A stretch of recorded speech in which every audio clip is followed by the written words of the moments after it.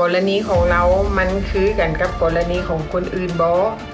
หรือว่ากรณีนี้มันคล้ายคือกับกรณีของหลายๆคนแล้วเราจะมีความโชคดีคือกันกับหลายๆคนที่ผ่านมาหรือบ่เนาะพี่น้องเขาก็จะมาฟังเบิ่งว่ากรณีของเรา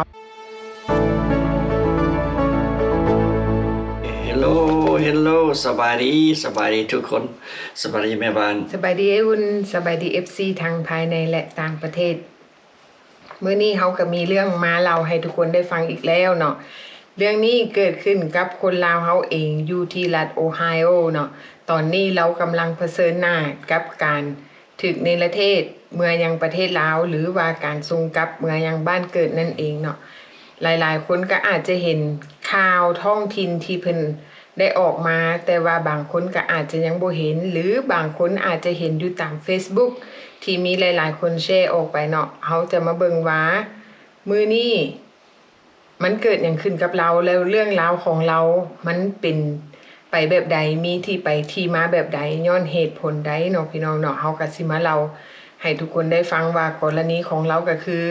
เป็นกรณีศึกษากับว่าแม่น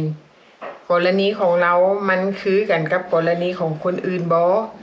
หรือว่ากรณีนี้มันคล้ายคือกับกรณีของหลายๆคนแล้วเราจะมีความโชคดีคือกันกับหลายๆคนที่ผ่านมาหรือบ่เนาะพี่น้องเฮาก็จะมาฟังเบิ่งว่ากรณีของเรานั่นเป็นแบบใดเนาะคือผู้นี้เราชื่อว่าท้าวบุตรดีเล่มหรือว่าแลมสิมมาวันหรือว่าเฮาสิเอิ้นเป็นภาษาลาวก็สิว่าเท่าล้ำเนาะภาษาอังกฤษเขาเอิ้นแลมเนาะขออนุญาตเอิ้นล้ำเนาะพี่น้องเนาะเพราะว่าเขาเว้าแบบภาษาลาวแต่ว่าชื่อเราหันแลมโดยสเปลว่า LAM เนาะแลมสิมมาวันเป็นสร้างเสื่อมโลหะหรือว่าสร้างจอดนั่นเองและเป็นพ่อของลูก4คนที่ได้มาอาศัยอยู่ในสหรัฐอเมริกาในฐานะที่เป็นเด็กน้อยอพยพมาจากประเทศลาวเมื่อ40ปีก่อนเรารู้ว่าหลังจากที่ประธานาธิบดีโดนัลด์ทรัมป์ได้เข้ารับตำแหน่งและปฏิญาณว่าการดำเนินงานในการเนรเทศที่ใหญ่ที่สุดในประวัติศาสตร์ของสหรัฐอเมริกาอนาคตของเราอาจจะตกอยู่ในอันตรายฉะนั้นเราและครอบครัวของเราจึงได้เริ่มต้นเต้าโฮมจดหมายในเดือนกุมภาที่ผ่านมานี้จากสมาชิกในครอบครัวและชุมชนพี่น้องหมู่คู่ถึงลักษณะของเราและผลกระทบทางบวกของเราต่อกับเมืองน้อยๆที่เราอยู่เนาะก็คือเมืองโอโวรัฐโอไฮโอเขาเจ้าหวังว่าจดหมายดังกล่าวจะแสดงให้เจ้าหน้าที่เห็นว่าเป็นหยังผู้ใดผู้หนึ่งเส้นเท่าแลมสิมมาวันอายุ48ปีสมควรอยู่ในชุมชนของเขาเจ้าเนาะโดยที่เขาได้เขียนจดหมายให้ไปถึงอดีตท่านเจ้าเมืองที่เคยเป็นครูสอนเราและอ้ายน้องของเราในตอนที่เรายังน้อยเนาะข้อความของท่านอดีตเจ้าเมืองได้เขียนว่าอนุญาตให้คนที่มีประสิทธิภาพคือกับล้ำเส้นทางที่จะอยู่กับครอบครัวของเรานี่บ่สามารถแก้ไขได้โดยเฮ็ดให้ครอบครัวแตกแยกออกจากชีวิตของเขาเจ้าหมายความว่าเราบอกว่าสิ่งที่จะจับเราแยกออกจากครอบครัวนี่บ่สมควรเพราะว่าหยังเพราะว่าถ้าล้ำนี่เราเป็นคนดีเนาะเป็นคนที่มีจิตใจดีเป็นคนที่มีคุณภาพเนาะนอกจากนั้นยังมีลูกเขยของเราได้เขียนว่าเนาะล้ำได้เป็นแบบอย่างและเป็นคนที่คอยเบิ่งย้อนความเมตตาความซื่อสัตย์และหน้าที่ในการสนองการปกป้องครอบครัวของเราถือว่าล้ำนี่เป็นหัวหน้าครอบครัวที่ดีเนาะมีผู้ใหญ่ให้ความเมตตานอกจากนั้นเพื่อนของเราก็ยังเขียนว่าเนาะการสูญเสียล้ำในการถึกในประเทศนี่จะเฮ็ดให้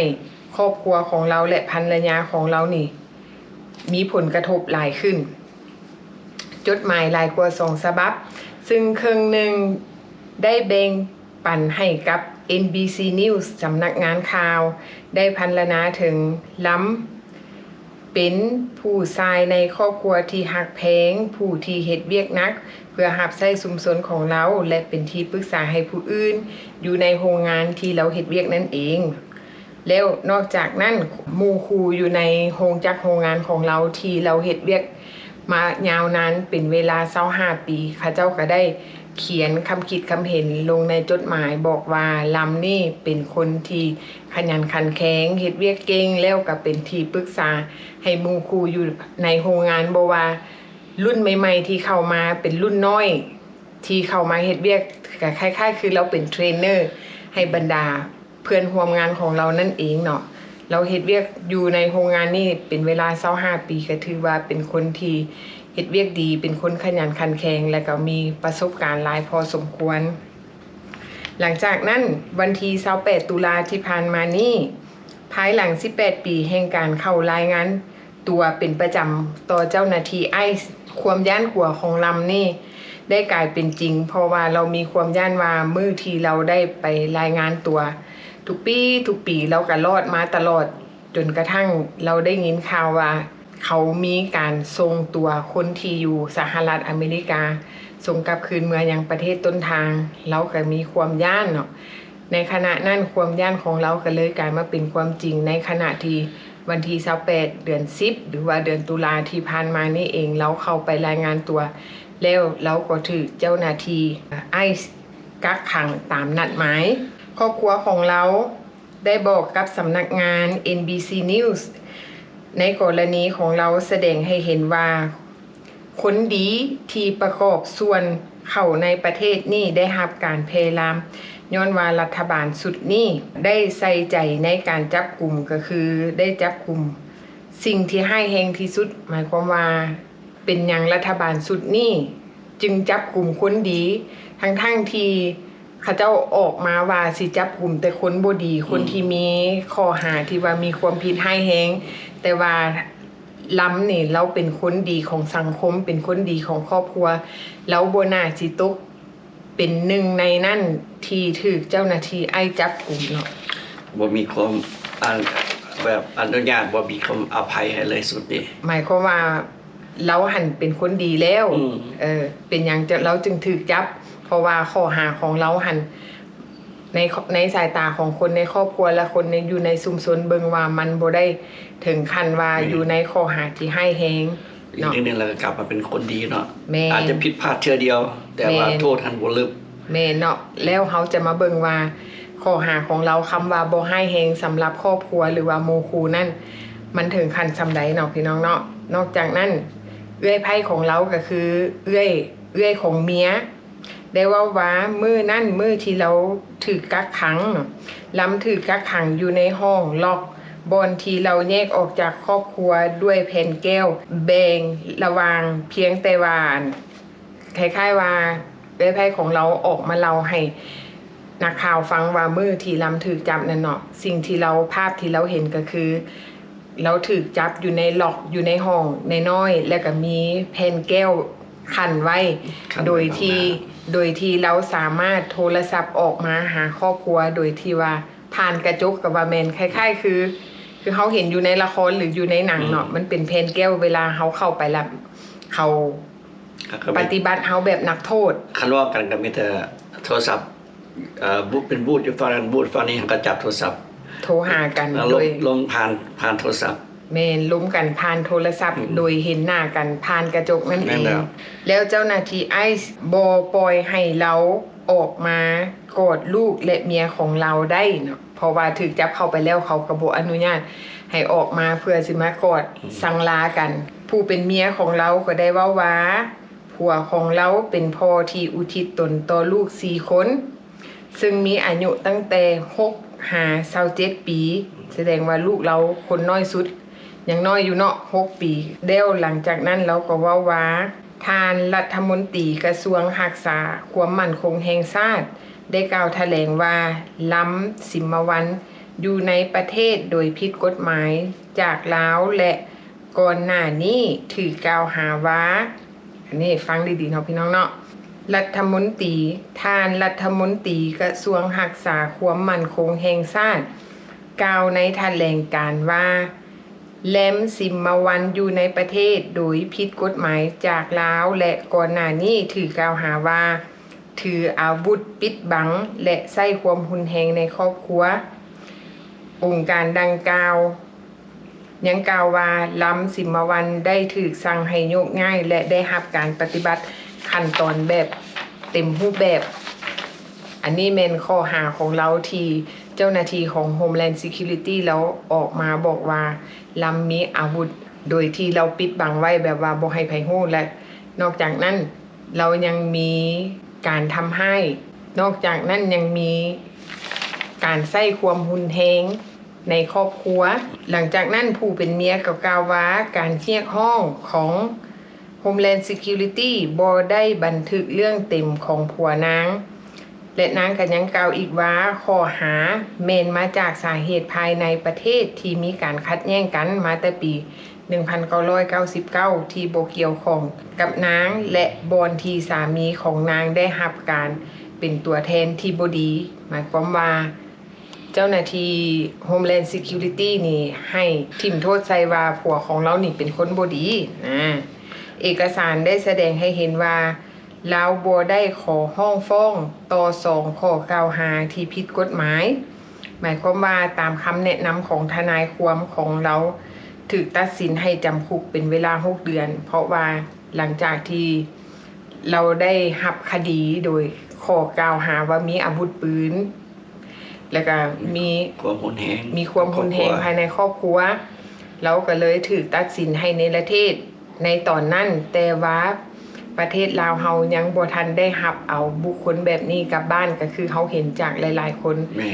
เพราะฉะนั้นเราก็เลยได้เซ็นยอมรับในความผิดจากหนักให้เป็นเบาโดยที่ได้รับการติดคุกประมาณ6เดือนแล้วหลังจากนั้นก็ถือปล่อยออกมาหลังจากรับโทษ6เดือนแล้วเราก็ออกกลับมาใช้ชีวิตอยู่กับครอบครัวกับทำมาหากินใช้ชีวิตประจำวันคือคนทั่วไปแต่ว่าอดีตของเรานั่นก็ยังบ่ทันได้ถูกลบล้างเพราะว่าแต่ละปีเราต้องได้อยู่ในการควบคุมของเจ้าหน้าที่ Homeland Security หรือว่าอยู่ในการควบคุมของ Immigration เพราะว่าเรายังอยู่ภายใต้การควบคุมการประพฤติเนาะภาษาอังกฤษก็จะว่ายังอยู่ใน probation อยู่แต่ละปีต้องไปเช็คอินนำตำรวจปีละครั้งแม่นเนาะแม่นนอกจากนั้นเนาะภรรยาของเราหรือว่าเมียของเรายังบอกว่าเนาะการเข้ามาในสหรัฐครั้งทำอิฐของลำในปี 1986 ในฐานะที่เป็นชาวอพยพที่มาจากประเทศลาวโดยได้รับการสปอนเซอร์หรือว่าได้รับการสนับสนุนจากโบสถ์หรือว่าได้รับการสนับสนุนจากเชิร์ชที่มาอยู่ในสหรัฐอเมริกาครอบครัวของเราก็เลยว่ามันบ่มีความชัดเจนว่าเกิดหยังขึ้นกับบัตรเขียวข้างทำอิฐของเราที่ออกให้ในปี 1986 แต่เราถูกออกบัตรเขียวเทื่อที่2ในปี 2000 ลำได้ถูกกักขังในปี 2007 หลังจากที่ไอซ์บอกเราว่าเราพลาดในการขึ้นศาลหมายความว่าเรามีหมายศาลที่ส่งมาให้เราเพื่อจะไปขึ้นศาลแต่ว่าเราบ่ได้รับจดหมายนั่นเนาะครอบครัวของเราบอกว่าเขาเจ้าบ่เคยรู้เรื่องนี้มาก่อนเลยว่าเราต้องได้ไปขึ้นศาลหลังจากนั้นผู้พิพากษากวดค้นเข้าเมืองได้ตัดสินว่าเราสามารถถูกเนรเทศได้แต่ณตอนนั้นประเทศลาวบ่ได้รับเอาพลเมืองของตนกลับคืนจากสหรัฐในเวลานั้นลำจึงได้รับอนุญาตให้อยู่และเฮ็ดเวียกในขณะที่ปรากฏตัวสำหรับการเช็คอินประจำปีของไอซ์นั่นเองหลายคนว่าเป็นยังเราก็บอกไปเอาเป็นตัดสัญชาติเป็น US citizen เนาะหลังจากเขามีโทษอยู่สหรัฐอเมริกาเขามาในนามอพยพก็จะยึดบัตรเขียวเขาไว้ก็จะเฮ็ดใบเพอร์มิทใบเหตุการณ์สำรองซื่อเพราะฉะนั้นหลายคนจะบ่เข้าใจเป็นยังเขาบอกเป็นตัดสัญชาติก็ย้อนเหตุนี้แหละพี่น้องคันเฮามีเหตุโทษเหตุอะไรนึงผิดก็จะยึดบัตรเขียวเฮาบ่มีสามารถจะไปเซ็งเอาเป็น US citizen ได้เนาะบัดนี้เมียของเราได้กล่าวว่าเนาะครอบครัวของเราบ่ดนมานี่มีความหวังอีกเทื่อนึงหลังจากที่คำห้องฟ้องที่นางยืนเพื่อซัพพอร์ตหรือว่าเพื่อเป็นสปอนเซอร์ให้ผัวเราสำหรับขอ บัตรเขียวที่ได้ถืออนุมัติในระหว่างการปกครองของไบเดนเพราะว่าเมียเราได้เป็นสปอนเซอร์หรือว่ายื่นขอบัตรเขียวให้ผัวอีกครั้งหนึ่งเนาะแต่ว่าณตอนนั้นมันอาจจะบ่เป็นผลก็เป็นได้เพราะว่าในยุคนั้นที่เขาเจ้าอาจยุคไบเดนที่เราเคยได้ยินเนาะคนใดที่มาในนามอพยพเราก็จะออกบัตรเขียวแบบชั่วคราวให้แต่ว่ามาณปัจจุบันนี้ได้มีการเพิกถอนบัตรเขียวสำหรับคนที่ถือออกบัตรเขียวในช่วงของไบเดนเนาะ แม่นแล้ว หลังจากนั้นเนาะได้มีในครูสอนภาษาอังกฤษสำหรับคนที่อพยพมาอยู่อเมริกาค่ะเจ้าก็จะมีครูสอนภาษาอังกฤษแล้วก็ให้คำเห็นว่าในสถานการณ์ของเรานี่แม่นหมายความว่าบ่สามารถพวกเฮาบ่สามารถเรียกร้องให้ประชาชนเฮ็ดสิ่งที่สามารถต้านทานได้ครอบครัวจะต้องได้จ่ายเงินจำนวนหลายในระยะหลายปีระหว่างการจ้างทนายความสำหรับจ้างทนายความคนเข้าเมืองเนาะและการยื่นเอกสารและการต่อใบอนุญาตในการเฮ็ดเวียกหมายความว่าครูสอนภาษาอังกฤษได้แนะนำว่ามันบ่ความหมายว่ามันบ่คุ้มค่าที่เฮาจะไปเสียเงินให้ทนายความที่เกี่ยวกับ ที่ไปลองเรียกร้องแล้วเขาแล่นเอาบัตรเขียวมาคืน เมน ตามที่เราเห็นอยู่ที่ตามที่เขาเจ้าโพสต์อยู่เสมอนี่start out เนาะเริ่ม 10,000 หา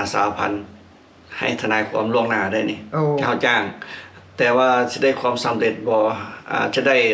รับประกันว่าจะได้บัตรเขียวคืนบ่อันนั้นบ่มีการันตี เมนอันนี้เป็นการจ้างแบ แม่ บ นเริ่มต้น เริ่มต้นเนาะพี่น้องเนาะเพราะว่าการเรียกห้องออกมาที่ไวท์เฮาส์สิไปเล่นบัตรเขียวนี่มันจำเป็นต้องได้ใช้ทุนหรือว่า ใช้ทุนหลาย ใช้เงินเป็นจำนวนหลาย แล้วหลังจากนั้นเมียของเรายังกล่าวว่า การบ่มีตัวตนของลำได้ถือให้รับรู้ทั่วชุมชนรวมทั้งอยู่ในบริษัทที่เราเฮ็ดเวียกเป็นเวลา25ปีซึ่งเป็นสร้างเสื่อมนางก็เลยกล่าวอีกว่าเราได้ถือแนะนำให้นักเสื่อมโลหะหลายคนที่เข้ามาในนั่นแม่นส่วนหลายแม่นวัยหนุ่มเพราะว่าหยังเพราะว่าเราก็การเฮ็ดเวียกของเราเนาะเราก็ได้มีการช่วยเหลือหมู่ครูที่เข้ามาใหม่ๆถือว่าคล้ายๆคือเราเป็นผู้ที่รุ่นอาวุโสซั่นๆเนาะซอยเวียก ผู้จัดเรียก รุ่นน้อง ของงาน แม่ มีหยังก็ไปปรึกษาเราได้เราเทรนได้สอนได้ เนาะและนอกจากนั้นก็มีหมู่ครูของเราเนาะเราบอกว่าถ้าทานเคยเฮ็ดผิดครั้งเดียวในชีวิตของเจ้าและเจ้าบ่แม่นพลเมืองของอเมริกา มันยากที่จะออกจากวงจรนั่นอันนี้เป็นคำเว้าของคนของนายเราคนที่ฮู้จัก ถึงแม้นว่าชุมชนจะได้ช่วยหาเงินให้ครอบครัวเมียของเราเขาเป็นห่วงเกี่ยวกับอนาคตของคนในครอบครัวนั่นแหละว่าจะเป็นไปทางใดเนาะแล้วก็เป็นห่วงกับสามีที่อยู่ในการกักขังนางต้องได้สมัครขอเอาเมดิเคดเพราะว่าพวกเขาบ่มีประกันสุขภาพสำหรับลูกๆของเรา โดยผ่านการเฮ็ดเวียกของผัวเนาะในปัจจุบันเมียของเราว่านางอาจจะต้องได้ขายเฮือนเช่นกันเพราะว่าหยังเพราะว่าชุมชนของค่อยมันเป็นการต่อสู้ที่บ่แน่นอนเนาะแต่ว่าเราบอกว่าในครอบครัวของเราก็ต้องได้สู้เพื่อจะเอาสามีของเรานั่นกลับคืนมาเนาะแต่ว่าอันนี้มันก็บ่งบอกให้เห็นว่าเคสของเราตามที่เฮาอ่านมาตามที่เฮาเล่ามาเนาะมันก็พอสรุปได้ย่อๆว่า1เป็นการที่เราฮู้อยู่แล้วฮู้ล่วงหน้าอยู่แล้วว่ามื้อหนึงเราอาจจะถูกเจ้าหน้าที่ไอ้จับตัวแต่ว่าเราก็อยากออกมาเรียกร้องให้หมู่ครูคนอยู่ในชุมชนหรือว่าคนในครอบครัวออกมาเรียกร้องหรือออกมาเขียนจดหมายเพื่อที่จะให้เจ้าหน้าที่ไอซ์นั่นเปลี่ยนใจในการส่งเรากลับเมืองยังประเทศต้นทางนั่นเองแต่ว่ามันจะแตกต่างจากหลายๆกรณีเนื่องจากว่าเราต้องได้ใช้ทุนเป็นจำนวนหลวงหลายบางครั้งทุนของเราอาจจะบ่เพียงพอต่อการไปจ้างทนายความหรือว่าทุนของเราอาจจะบ่เพียงพอในการใช้จ่ายในชีวิตประจำวันเพราะว่าครอบครัวของเราก็ถือว่าเป็นครอบครัวใหญ่เนาะลูกก็4คนมันแตกต่างจากคนอื่นอยู่บนว่าคนอื่นเขาเจ้าครอบครัวใหญ่แต่ว่าเข เขาเจ้ามีหมู่หลายคนหมู่คู่ก็ออกมาซอยกันแล้วก็ระดมทุนได้หลาย บางคนก็ระดมทุนได้ตั้งว่า 6-70 พันเนาะ อันนี้เขามีเปอร์เซ็นต์ซอยได้อาจจะได้ชนะเคสของเขาขึ้นมา แม่นเพราะว่าถึงแม้นว่าเขาจะมีเงินหลายเพื่อเขาจะไปจ้างลอเยอร์แต่ว่ามันก็บ่สามารถรับประกันได้ว่า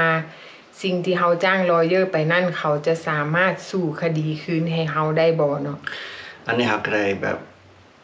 50-50เนาะอย่างแม่น50-50แบบว่าสิได้หรือบ่เขาก็บ่ฮู้ แม่น คันเฮามีทุนก็ว่าล่ะคันมีทุนเฮาก็ลอง แม่นเนาะแต่ว่าทุกคนก็มีความหวังเนาะ แม่น บางครั้งสิ่งที่เขาคิดว่ามันเป็นไปบ่ได้ มันก็อาจจะเป็นไปได้บ่ลองก็บ่ฮู้อันนี้เขาก็เป็นกำลังใจให้ครอบครัวเนาะสู้ๆไปนํกัน เพราะว่าหยังเพราะว่าในการเริ่มต้นชีวิตใหม่ของเรานั่นจะเป็นแนวใดหรือว่าการต่อสู้คดีของเรานั่นว่าจะไปฮอดไสแต่ว่าสิ่งสำคัญก็คือเขาต้องมีทุนเนาะเพื่อที่จะไปจ้างทนายความนั่นเอง เป็นกำลังใจให้ครอบครัวเด้อขอให้ทุกคนอยู่ด้วยความปลอดภัย แม่เนาะเขาก็เป็นกำลังใจให้สู้ๆเนาะ สู้ๆ เพราะว่าเราเป็นเสาหลักของครอบครัวนั่นเองเนาะพี่น้องเนาะอันนี้ก็เป็นอีกคนลาวเฮาคนหนึงที่ออกมาเรียกร้องเพื่อความยุติธรรมให้ตัวเองแล้วก็เป็นคนหนึงที่ออกมาต่อสู้เพื่อคนในครอบครัวของเราเนาะพี่น้องเนาะพบกันใหม่คลิปหน้าบ๊ายบาย บ๊ายบาย